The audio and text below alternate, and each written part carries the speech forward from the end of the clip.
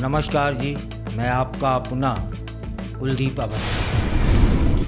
आप देख रहे हैं बेजोड़ रत्न चैनल। आज बात करेंगे अपने भारत की राजनीति की। आज़ादी से लेकर के आज तक की राजनीतिक यात्राओं की। 5 धारा एक कथा। बहुत समय पहले की बात है। एक विशाल लोकतांत्रिक देश था हमारा प्यारा भारत। इस देश में विचारों की लड़ाई हमेशा बनी रही और इस लड़ाई में कुछ बड़ी ताकतें उभरी जिनका मकसद देश को अपने अपने नज़रिए से आगे ले जाना था। ये कौन सी ताकतें थीं? भारतीय जनता पार्टी, भारतीय राष्ट्रीय कांग्रेस, समाजवादी पार्टी, राष्ट्रीय जनता दल, आम आदमी पार्टी और शिवसेना और भी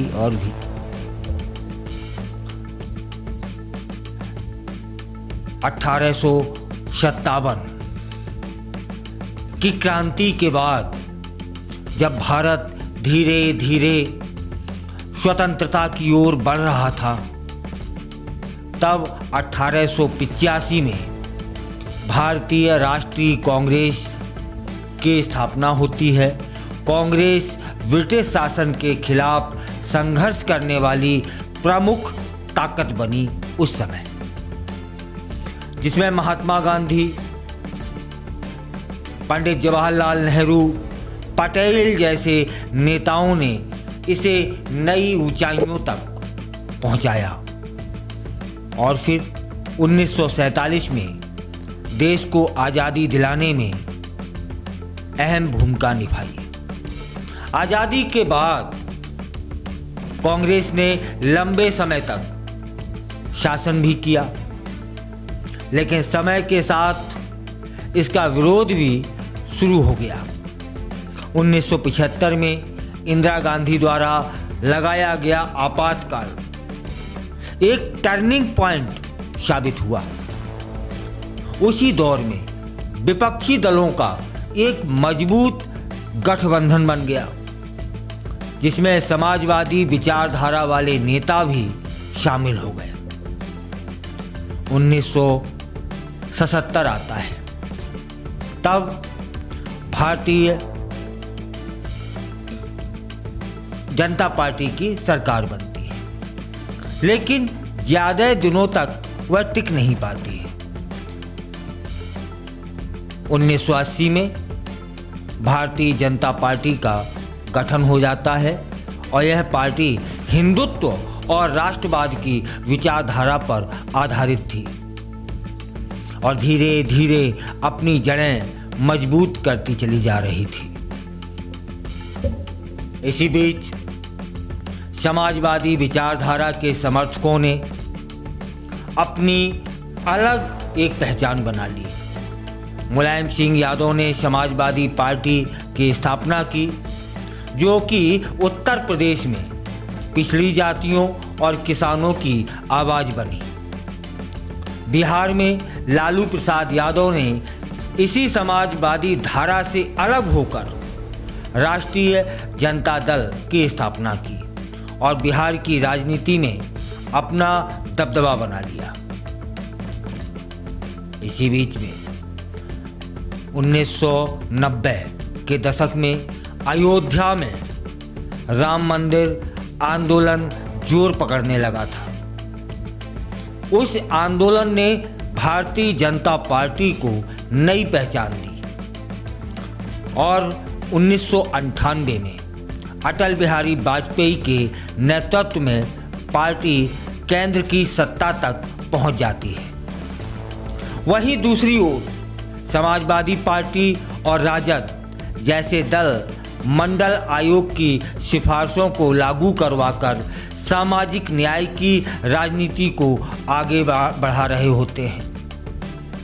उधर महाराष्ट्र में बाल ठाकरे जी के नेतृत्व में शिवसेना उभर रही थी, जो मराठी अस्मिता और हिंदुत्व का झंडा लेकर चली।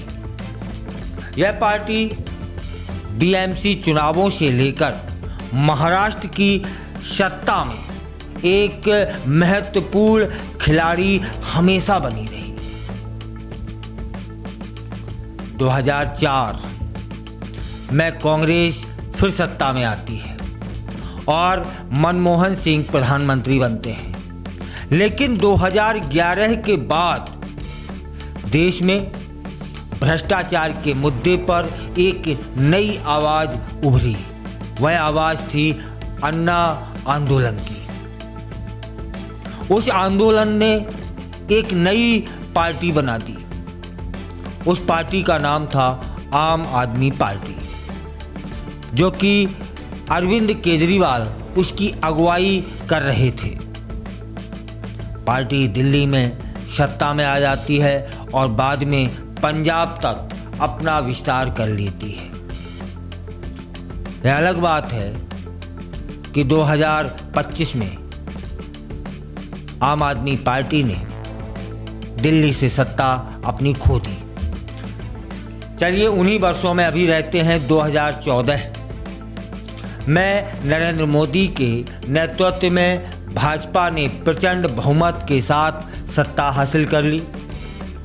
उस दौर में हिंदुत्व, राष्ट्रवाद और विकास की राजनीति का जोर बढ़ गया। 2019 में मोदी सरकार फिर से भारी बहुमत के साथ सत्ता में आ जाती है, जबकि कांग्रेस और अन्य क्षेत्रीय दल कमजोर होते चले गए। आज का राजनीतिक परिदृश्य क्या है? एक नज़र कि आज की राजनीति में भारतीय जनता पार्टी सबसे मजबूत पार्टी है, लेकिन कांग्रेस अपनी वापसी के लिए संघर्ष कर रही है।